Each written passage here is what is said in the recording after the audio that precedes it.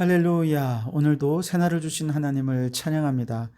오늘도 말씀으로 시작하는 이 하루, 말씀 충만 은혜 충만 성령 충만한 하루가 되시기를 주님의 이름으로 축원합니다. 오늘 우리에게 주시는 하나님 말씀은 이사야 21장 1절로 4절까지만 봉독해 드립니다. 하나님의 말씀을 경청하시기 바랍니다. 해변 광야에 관한 경고라. 적병이 광야에서 두려운 땅에서 내게 회오리 바람같이 몰려왔도다. 혹독한 묵시가 내게 보였도다. 속이는 자는 속이고 약탈하는 자는 약탈하도다. 엘람이여 올라가고 메대여 에워싸라. 그의 모든 탄식을 내가 그치게 하였노라 하시도다. 이러므로 나의 요통이 심하여 해산이 임박한 여인의 고통 같은 고통이 나를 엄습하였으므로 내가 괴로워서 듣지 못하며 놀라서 보지 못하도다. 내 마음이 어지럽고 두려움이 나를 놀라게 하며 희망의 서광이 변하여 내게 떨림이 되었도다. 아멘. 오늘도 이 말씀을 통해 우리에게 주신 하나님의 음성을 듣게 되기를 바랍니다. 오늘 이사야 21장 말씀은 세 나라에 대한 심판의 경고의 메시지가 담겨져 있는데요. 바벨론, 두마, 아라비아가 바로 그 대상 국가들입니다. 그 중에 오늘은 바벨론에 관한 심판의 메시지를 나누고자 합니다. 1절에 보시면 해변 광야에 관한 경고라 그랬습니다.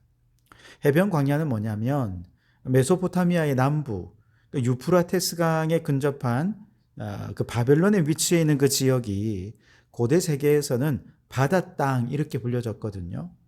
그런 의미에서 이 해변 광야는 바로 그 바다 땅에 위치해 있던 바벨론 나라를 의미하는 것이고, 그 해변 광야에 관한 경고라는 말은 바벨론에 관한 경고의 메시지다라고 얘기할 수 있겠습니다. 계속 이어서 1절을 보시면 적병이 광야에서 두려운 땅에서 내게 회오리 바람같이 몰려왔도다 그랬습니다.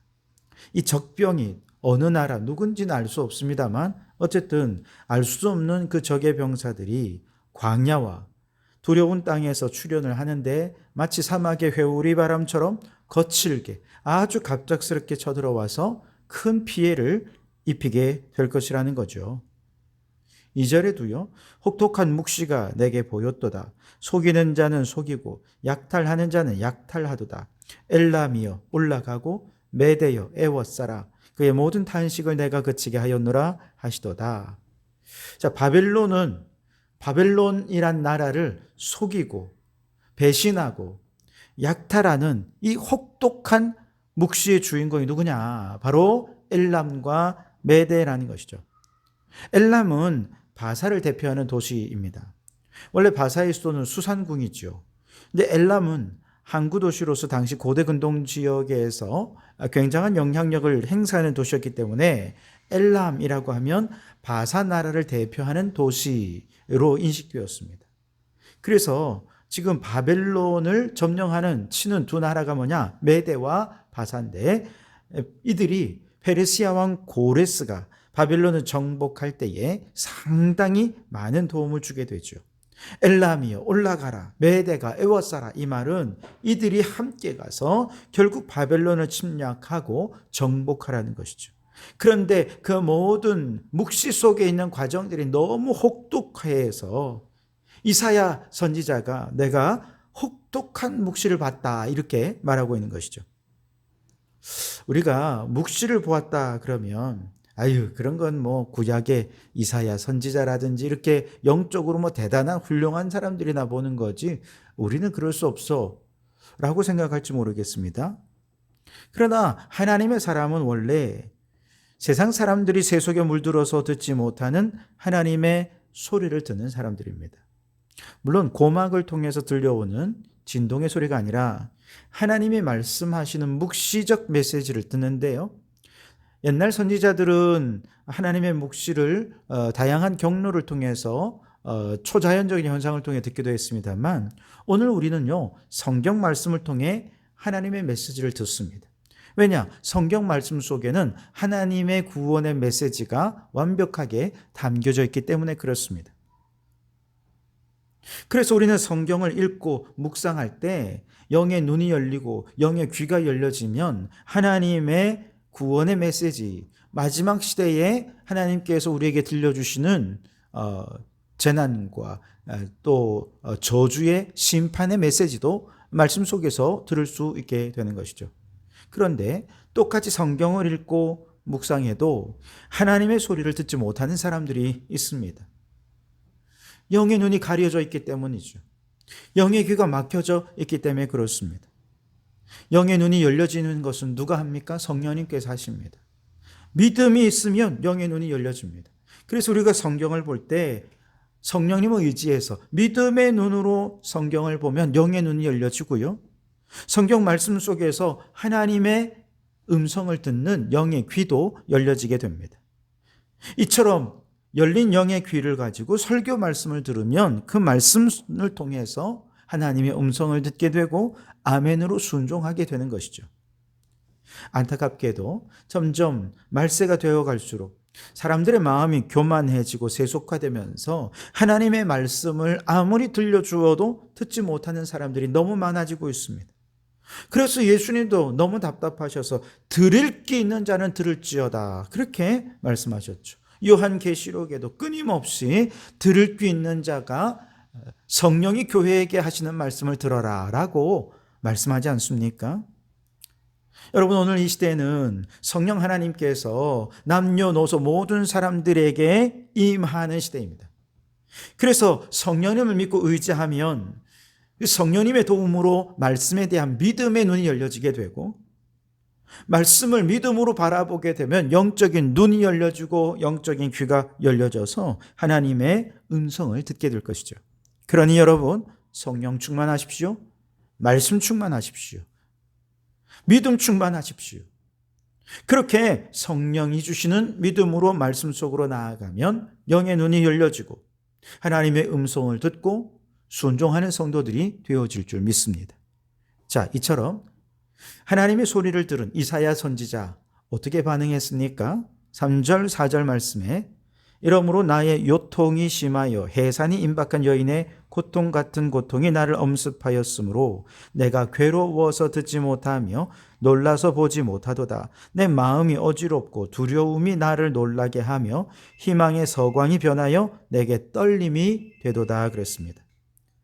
바벨론이 하나님의 화를 받아 망하는 모습이 얼마나 혹독하든지 이를 듣고 본 선지자는 그들의 아픔이 그대로 자신의 몸에 느껴지는 거예요.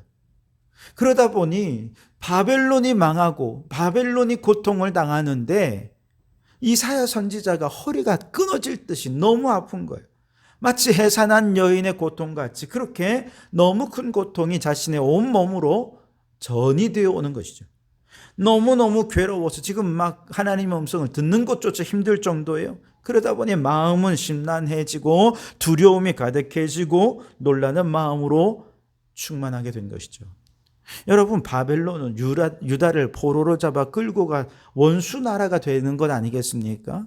그런데 그 나라가 망하는 묵시를 바라보고 있는데 이사야 선지자는 아픔을 느끼고 있는 거예요. 여러분, 이것이 하나님의 말씀을 듣고 전하는 자의 자세인 것이죠. 사람들은 하나님의 음성을 들었다라고 하면 뭔가 영적으로 우월하다 이렇게 생각합니다.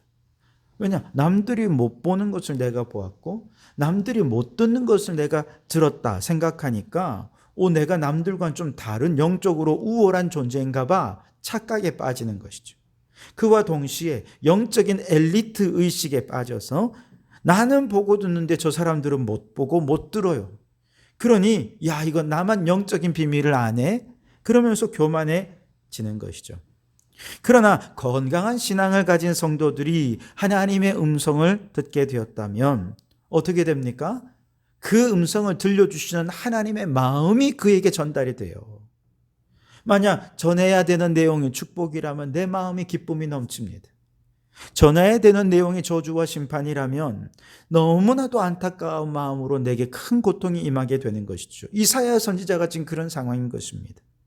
이사야 선지자는요, 혹독한 저주와 심판의 메시지를 들으면서 자기가 허리가 끊어질 듯한 극심한 통증, 해산이 임박한 여인 같은 고통을 느끼고 두려움과 심한 어려움들을 그가 겪게 되는 것이죠.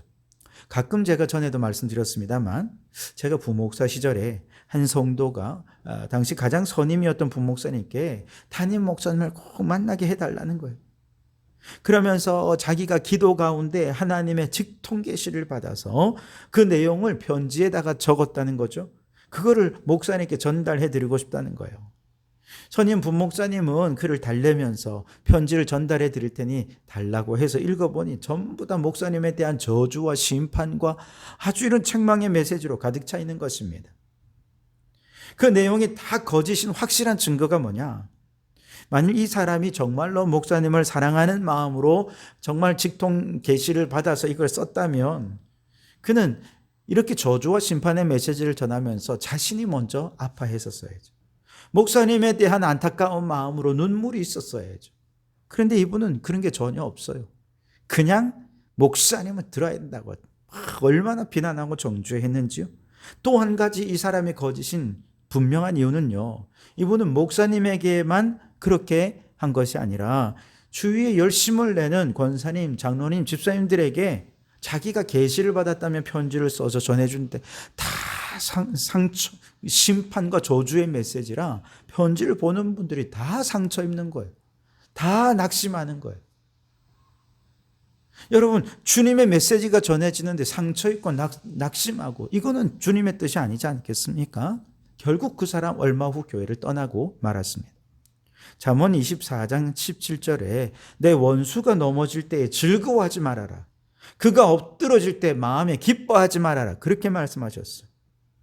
왜요? 원수가 넘어질 때 기뻐하는 것은 하나님을 모르면 그럴 수 있죠. 그러나 우리가 하나님을 알고 하나님의 마음을 알기에 원수가 넘어질 때 오히려 우리는 안타까워하게 되는 것입니다. 왜냐? 사실은 우리도 망해가는 바벨론보다 더 무서운 죄를 졌지만 하나님의 크신 은혜로 구원받은 우리들이 아니겠습니까?